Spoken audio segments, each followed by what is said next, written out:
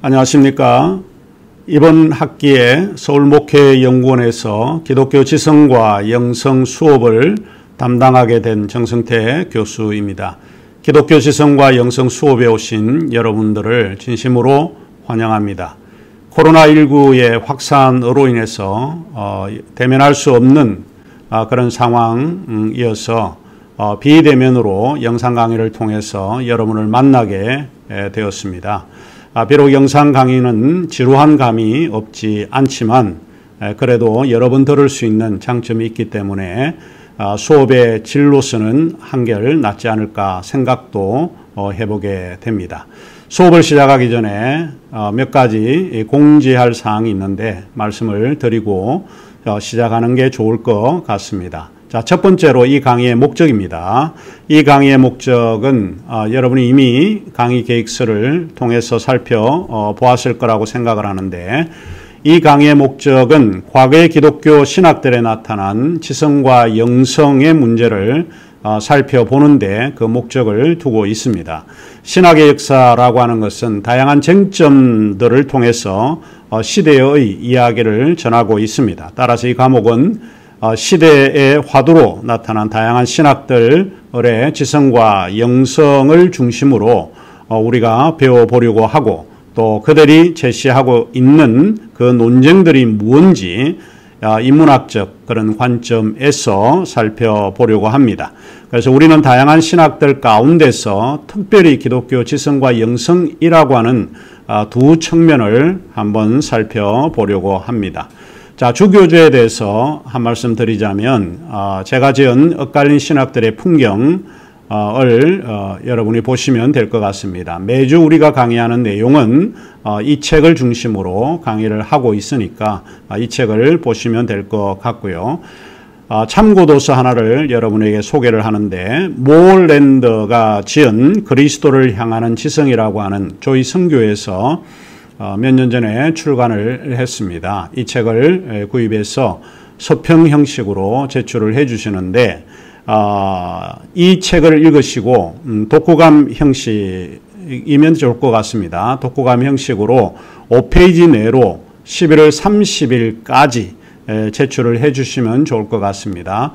제출할 곳은 우리 학교 교수 이메일로 보내주시면 되는데, 밑에 자막이 갑니다. sdchung@kbtus.ac.kr입니다. 이곳으로 제출을 11월 30일까지 제출을 해주시면 될 것 같습니다.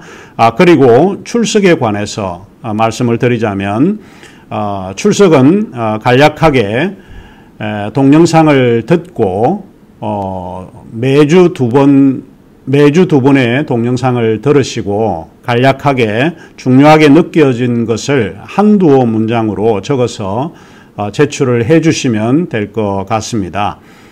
매주 제출하면 좋을 것 같은데 그러지 마시고 이제 이번에 제가 한번 그런 생각을 해봅니다. 마지막 학기가 될 때에 전체 앞에 날짜를 적고 한두어 문장을 적어서 전체적으로 학기 마지막에 일괄하여 제출을 해 주시면 되겠습니다. 많이 적을 필요는 없고요. 한두 문장 여러분 마음에 와닿는 이야기나 느낌이 좋다라고 하는 문장이 있거나, 또 책을 읽을 때에 이 내용이 있다라고 할 때 그 내용을 간략하게 적어서 한두 문장 적어서 제출을 해 주시면 됩니다. 학기 말에 함께 일괄해서 제출을 해 주시면 감사하겠습니다. 이번 학기 학습에 대한 평가는 4가지입니다. 첫 번째로 중간시험이 30점이고 기말시험이 30점, 그 다음에 서평 혹은 독후감 5페이지 내로 적으시는 게 30점이 되고, 그리고 출석을 10점으로 하겠습니다. 그래서 100점 만점에 여러분이 한 대로 점수를 받으실 수 있습니다. 자, 그러면 우리가 그러면 우리가 첫 번째 강의를 시작하겠습니다. 이번 강의에서는 이 기독교 지성과 영성 일반에 대해서 설명을 드리고, 기독교 지성과 영성이라고 하는 의미가 뭔지, 그것에 대한 정의를 시도해 보려고 합니다. 그러면 수업을 시작하겠습니다.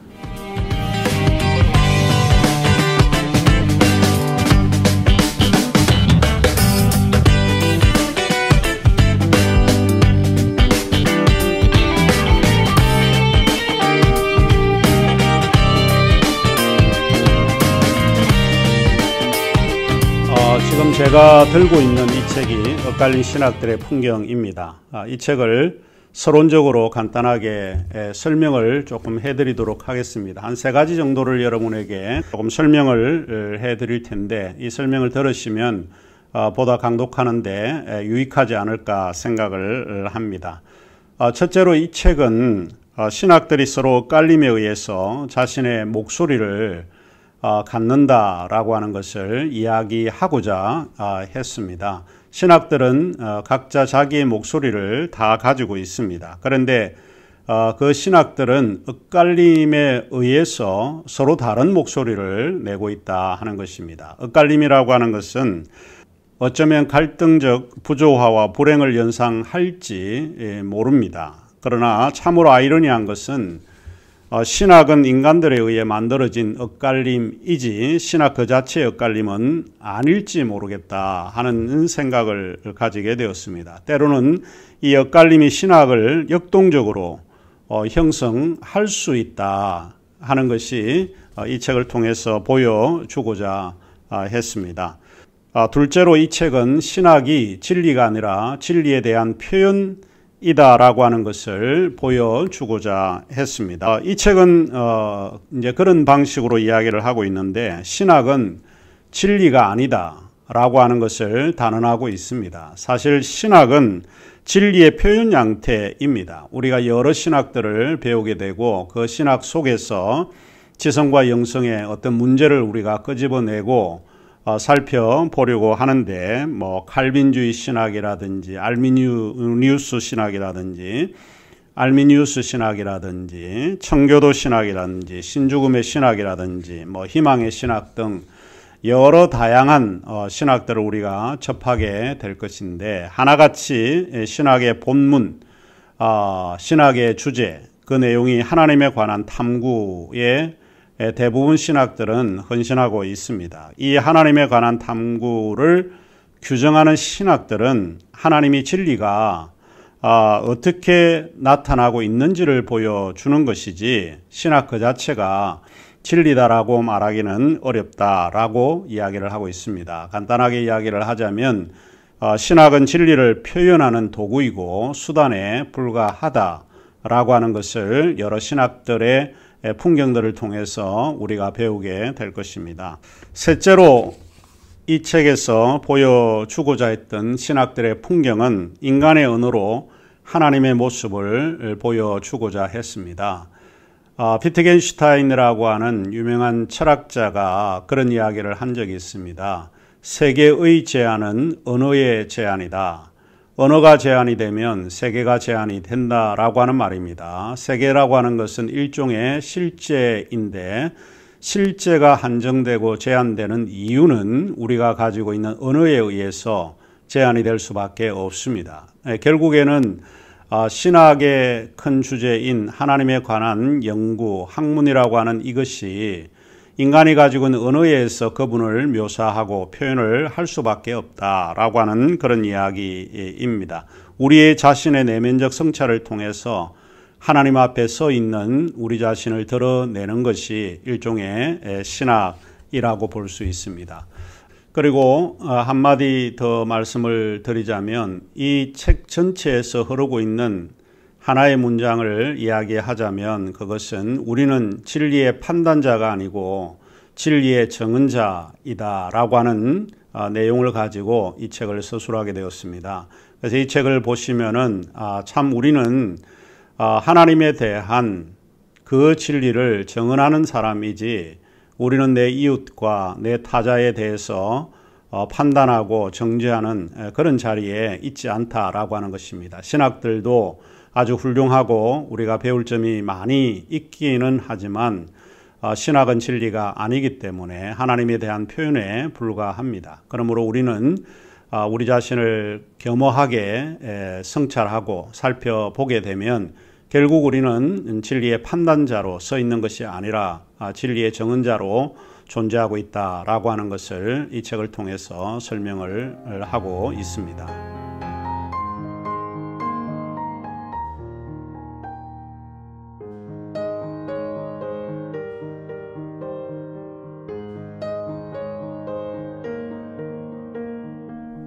제1장 펠라기우스와 어거스틴의 신학의 풍경들을 우리가 살펴보기 전에 우선적으로 이 과목이 기독교 지성과 영성이기 때문에 지성은 무엇이고 영성은 무엇인지 간략하게 정의를 하고 넘어가면 좋을 것 같습니다. 보통 우리가 지성이라고 이야기를 할 때 그 지성은 인간의 정신적인 능력을 가리킬 때 사용되는 어휘입니다. 지성이라고 할 때 그 영어의 intelligence라고 이야기를 하고 있는데 그것은 인간의 능력으로서 사고하고 발견하고 의문을 품고 또 내 자신에 대해서 성찰하고 검열하는 행위 그리고 비판하는 그런 능력 이 모든 것들을 가리켜서 정신 속에 일어나고 있다라고 해서 정신적인 능력이라고 이야기를 하고 있습니다. 그래서 이것이 일종의 지성이라고 우리가 말을 합니다. 그러면 영성이라고 하는 것은 무엇인가? 영성은 믿음의 영역에 속해 있는 것을 보통 우리가 영성이다라고 이야기를 합니다. 영성, 영어에 우리가 사용하고 있는 말이 spirituality라고 하는데 가장 많이 사람들이 사용하고 있는 어휘가 아마도 영성이 아닐까 싶습니다. 우리가 사용을 하고는 이때 의식이 없이 무의식적으로 이 어휘를 사용하는 경우가 상당히 많다라고 볼 수 있습니다. 영성이라고 하는 것은 내면의 통찰력, 신앙 경험, 초월의 느낌 이와 같은 것을 우리가 가리킬 때 사용되고 있는 것이 영성이라고 볼 수 있습니다. 예를 들면 우리가 두 가지 것을 생각을 해볼 수 있는데 하나는 이해하기 위해서 믿는다라고 하는 것과 믿기 위해서 이해한다라고 하는 두 문장을 예를 든다라고 하면 이해와 믿는다 두 가지가 있는데 그러면 이해라고 하는 것은 지성이라고 하는 그에 속해 있는 영역이고 믿는다라고 하는 것은 믿음의 영역이기 때문에 영성의 영역에 속해 있다라고 봅니다. 그런데 이 두 가지는 어느 방점을 두고 있는가에 따라서 그 차이가 다르게 나타날 수 있습니다.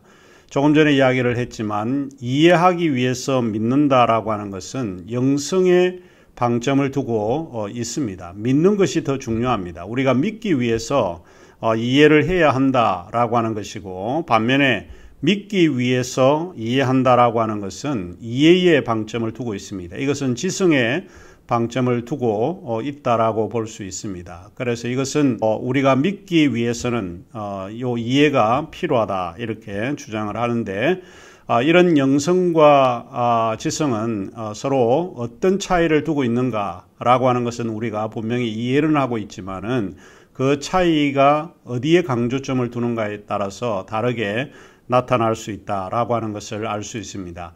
그런데 영성의 영역에서 우리가 한 가지 주의를 해야 될 부분이 있는데 그것은 무엇인가 하면 영성은 반드시 성령의 역사, 성령의 활동에 근거하고 있다라고 하는 이야기입니다. 우리는 수없이 많이 들어왔습니다. 영성이라고 하는 것은 여러 분야가 있다라고 하는 그런 이야기를 많이 듣고 또 우리의 신학을 하는 사람들에게 있어서도 영성의 신학은 굉장히 많은 그런 의미를 가지고 분포되어 있다라고 이야기를 해볼 수 있습니다. 영성은 한마디로 이야기를 해서 획일적이지 않고 다양한 성격을 갖고 있다라고 하는 것이 하나의 특징으로 제시해 볼 수 있습니다. 이를테면 청교도 영성, 가톨릭 영성, 침례교 영성, 개혁주의 영성, 웨슬리안 영성, 칼빈주의 영성, 중세 시대의 영성, 포스트 모던 시대의 영성 붙이면 다 될 것 같죠. 이런 영성은 획일적이지 않습니다. 영성은 이런 것이다 라고 딱 한두 마디로 정의 내릴 수 있는 것이 사실 우리에게는 없다라고 보는 것입니다. 그러므로 이 수업을 통해서 제가 강조하고자 하는 것은 영성과 지성은 분리되기가 어렵다라고 하는 것을 조금 줄기차게 이야기를 하려고 합니다. 그러므로 기독교 지성과 영성은 엇갈리지 않고 사실은 조화를 이루고 있는 그런 영역이다라고 생각해 볼 수 있습니다. 제가 빌립보서 1장 9절에서 11절에 나온 말씀을 잠시 읽어드리면 이렇습니다.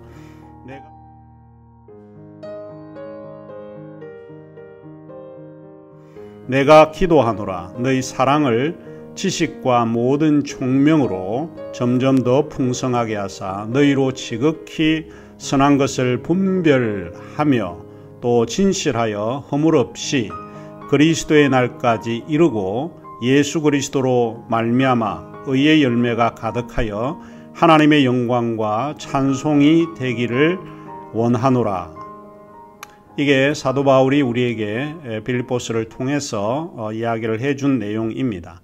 여기에서 몇 가지 간단하게 조금 정리를 하자면 사도 바울이 우리를 위해서 기도를 하고 있습니다. 너희 사랑을 위해서 기도를 하는데 여기에 사랑이라고 하는 것이 라틴어의 카리타스라고 하는 이야기입니다. 애정을 포함되어 있는 그런 것이 사랑인데 그 사랑을 지식과 모든 총명으로 이야기를 했습니다. 지식이라고 하는 것은 소위 사이언티아라고 하는 말이기도 하고 카그니티오라고 하는 말입니다. 이것은 학문이라고 하는 말도 되고 이것은 인식이라고 하는 말도 되는 의미로 사용을 합니다. 사도 바울은 사랑만 강조하는 것이 아니고 기도를 할 때 사랑을 위해서만 기도하는 것이 아니라 그 사랑에다가 지식도 되어야 된다는 겁니다. 그리고 덧붙여서 모든 총명으로 라고 이야기를 하고 있는데 그런 것들이 더 풍성해지기를 기도하고 바랬다라고 하는데 그 총명으로라고 이야기를 할 때 라틴어의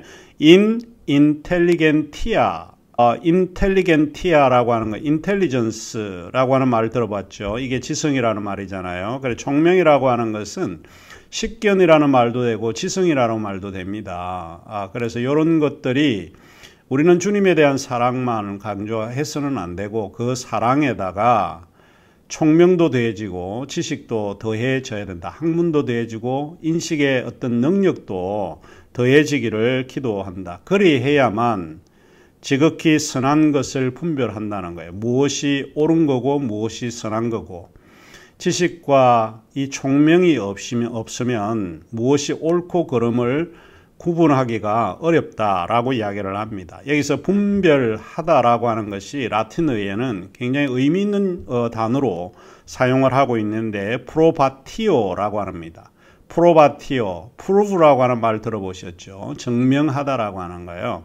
그래서 어떤 선한 것을 증명한다는 겁니다. 우리가 증명을 하려고 그러면 입증을 하려고 그러면 지성적 영역이 부족하면 증명할 수가 없습니다.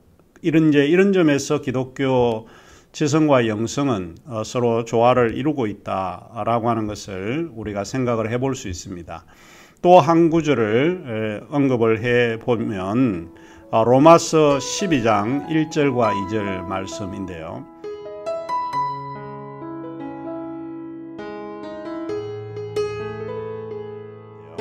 그러므로 형제들아 내가 하나님의 모든 자비하심으로 너희를 권하노니 너희 몸을 하나님이 기뻐하시는 거룩한 산제사로 드리라. 이는 너희가 드릴 영적 예배니라. 그리고 2절에는 이렇게 이야기를 하고 있습니다. 너희는 이 세대를 본받지 말고 오직 마음을 새롭게 함으로 변화를 받아 하나님의 선하시고 기뻐하시고 온전하신 뜻이 무엇인지 분별하도록 하라. 하나님의 그 뜻이 무엇인지 분별, 프로바티오, 프루브, 입증해라 라고 하는 이야기입니다. 그래서 우리가 무엇을 입증하려고 하면 그것은 선행 조건으로서 우리가 인식적인 능력을 갖춰야 되고 학문적인 그런 것도 필요하고 뿐만 아니고 우리로 하여금 지성적인 그런 영역도 필요하다라고 하는 것을 강조합니다. 많은 그리스도인들이 성경을 들여다보면서 하는 이야기가 성경은 세속 교육을 반대한 것처럼 많은 사람들이 이야기를 하고 있습니다. 세속 교육을 반대한다라고 하는 것은 지성적 교육을 반대하는 것처럼 이야기를 하고 있는데 사실은 그렇지 않습니다. 성경을 더 자세히 여러분이 들여다보게 되면 성경은 절대로 세속 교육을 반대하는 그런 것이 아닙니다. 예를 든다라고 하면 모세를 우리가 예를 드는데 모세는 이렇게 이야기를 하고 있습니다. 애굽 사람의 학술을 다 배워 그 말과 행사가 능했다. 이게 사도행전 7장 22절에 나온 구절입니다. 신약 성경에서 모세에 관해서 이야기를 할 때 애굽 사람의 학술을 다 배워서 말과 행사가 능했다. 그러면 아마 여러분이 이런 질문을 하게 될 것입니다. 하나님께서 모세를 불러서 이스라엘 백성들 애굽에서 종살이를 하고 있는 그들을 해방시키고 구원해라고 하는 하나님의 명령 앞에 선 모세가 그런 이야기를 기억하지 않느냐. 그것이 무엇인가 하면 나는 말에 둔하다라고 하는 그런 이야기죠. 여러분이 해석을 잘 하셔야 되는데 이제 제가 생각할 때는 그렇습니다. 그가 어릴 때부터 성장한 것이 이집트 문화에서 성장을 한 것이죠. 그는 이집트 말은 잘하는데 이스라엘 말은 잘 못합니다. 우리가 외국 생활을 하거나 또 외국 유학을 할 때 한국말에 능하지 않는 것처럼 모세는 하나님 앞에 그들에게는 그들의 말로 설득을 해야 되고 하나님의 명령을 이야기를 해야 될 텐데 내가 이집트 언어를 배웠기 때문에 이스라엘 언어로서는 제가 둔하집니다. 그런 뜻으로 여러분이 이해를 해야 합니다. 사도행전 7장 22절에 보면 분명하게 우리에게 이야기를 하고 있습니다. 그는 애굽 사람의 학술을 다 배워 말과 행사가 다 능했다라고 하는 이야기입니다. 그리고 우리가 다니엘, 사드락, 메삭, 아벳느고 잘 알고 있는 유명한 용감한 사람들이죠. 갈대아인들의 학문을 다 배웠다라고 다니엘서 1장을 이야기를 합니다. 이 젊은 청년들, 하나님께서 사용하는 사람들, 이런 사람들이 다니엘서 1장을 보면 그들은 갈대아인들의 학문을 배웠습니다. 자기 나라의 학문뿐만 아니고 다른 나라의 학문을 다 배운 사람들이 다니엘, 사드락, 아벳느고, 메삭이라고 볼 수 있습니다. 바울은 어떻습니까? 바울을 보면 우리가 그런 생각을 합니다. 가말리엘의 문화에서 교육을 받았다라고 사도행전 22장 3절에 분명하게 언급을 하고 있습니다. 사도행전 26장 24절에 보면 바울아 네가 미쳤도다. 네 많은 학문이 너를 미치게 한다.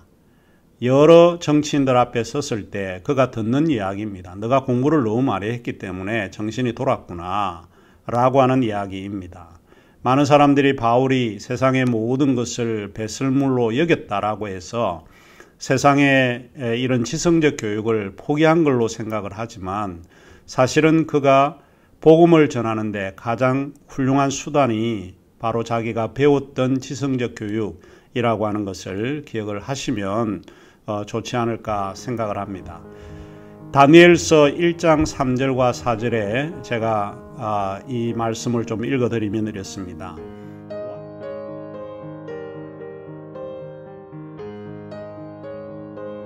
왕이 환관장 아스부나스에게 명하여 이스라엘 자손 중에서 왕족과 귀족의 몇 사람 곧 흠이 없고 아름다우며 모든 재주를 통달하며 지식이 구비하며 학문에 익숙하여 왕궁에 모실 만한 소년을 데려오게 하였고 그들에게 갈대아 사람의 학문과 방언, 여기서 방언이라는 언어를 이야기합니다. 언어를 가르치게 하였다. 결국에는 이 다니엘서는 분명하게 젊은 청년들이 흠이 없는 사람이었고 아름다운 사람이었고 그 재주를 통달하고 지식이 구비, 학문에 익숙하여 다시 말하면 그들은 지성을 이미 조건으로 공부를 하고 준비했다라고 하는 것을 우리가 알 수 있습니다. 그러므로 성경은 세상의 교육, 지성적 교육을 반대하고 있지 않다라고 결론을 내릴 수 있습니다. 성경은 본질적으로 그러면 교육을 전제로 하고 있지 않냐, 이런 이제 질문을 제가 던져볼 수 있습니다. 성경을 읽어보면 성경은 상당히 지성적 교육에 강조를 많이 두고 있는 그런 책이다 라고 해도 틀린 이야기는 아닙니다. 어쩌면 성경은 교육과 연관되어 있는 책인지도 모릅니다. 진 에드워드 비스라고 하는 분은 위스콘신주의 콘콜디아 대학교의 교수이신데 이분이 그런 이야기를 했습니다. 하나님은 환상이나 신비적 경험 또는 내면의 음성만이 아니라 하나님의 말씀을 통해 자신의 뜻을 전달하셨다 라고 이제 이야기를 했습니다. 교회는 항상 역사적으로 우리가 생각을 해보면 글을 읽도록 독려를 했다라고 하는 것을 알 수 있습니다. 이 교회 다니면 많은 사람들에게 성경을 읽고 또 말을 잘하는 사람으로 정평이 나 있습니다. 교회는 항상 문맹률 감소에 역사적으로 공헌을 했던 기관이라고 볼 수 있습니다. 우리가 성직자라고 하는 말을 많이 쓰고 있는데 성직자라고 할 때 영어의 클러지입니다. 클러지는 클러크, 석이라고 하는 말이죠. 글을 쓰는 사람, 클러크에서 파생했습니다. 이 클러크는 읽을 줄 아는 사람을 의미했기 때문에 그렇습니다. 성직자라고 하는 것은 지성적 교육에 어느 정도 준비가 되지 않으면 그 조건에 부합하지 않는다라고 하는 것을 우리가 알 수 있습니다. 디모데후서 3장 16절과 17절에 보면 이렇게 기록이 되어 있습니다.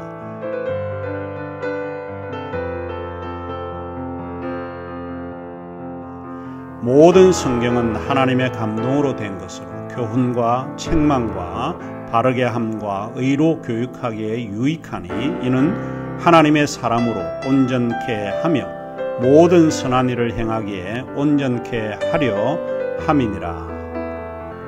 그래서 우리가 1강의를 통해서 제가 하고자 하는 결론은 이것입니다. 기독교 지성과 영성은 서로 다른 영역이 아니라 조화를 이루고 있는 그런 영역이다라고 결론을 내리고 싶습니다. 어린아이와 같은 믿음과 어린아이와 같은 생각은 우리가 구분해야만 합니다. 우리가 믿음을 가질 때에 어린아이와 같은 믿음은 필요합니다. 그러나 우리가 버려야 될 것은 어린아이와 같은 생각은 버려야 합니다. 기독교 안에 우리가 어느 정도 생각을 해야 되는 것이 있는데 그것이 무엇인가 하면 반지성주의 운동입니다. 이 반지성주의 운동을 우리가 경계를 해야 합니다. 우리는 반지성주의에 대해서 경계해야 될 필요가 있습니다. 엔티-인텔렉츄얼리즘이라고 하는 것이 이 기독교 안에서 많이 들어와 있는데 이것은 굉장히 좀 위험하다 이런 생각을 가지고 있습니다. 역사가였던 조지 마스턴이라고 하는 분은 그가 이런 이야기를 했습니다. 미국 부흥운동의 가장 큰 특징은 반지성주의였다라고 하는 것입니다. 청교도인들은 그 기록을 보니까 성인 남성 청교도들은 89에서 95%가 글을 읽을 수 있었다. 이런 기록이 있습니다. 굉장히 매우 흥미로운 그런 기록입니다. 물론 청교도가 우리가 이제 3장을 가면 청교도의 역사에 대해서 좀 배우게 되는데 그때 조금 더 이야기를 하겠습니다. 그리고 성령의 활동은 앞서 이야기를 했지만 다양하다라고 하는 것을 우리가 인정을 해야 합니다. 보혜사 곧 하나님께서 내 이름으로 보내실 성령, 그가 너희에게 모든 것을 가르치고 내가 너희에게 말한 모든 것을 생각나게 하시리라. 이 성령의 역사가 내 것만이 진리다라고 이야기하면 굉장히 위험합니다. 성령의 활동은 다양하다라고 하는 것을 인정하면 될 것 같습니다. 자, 그러면 우리가 1강의는 여기서 마치고 잠시 후에 2강의에서 여러분을 뵙도록 하겠습니다.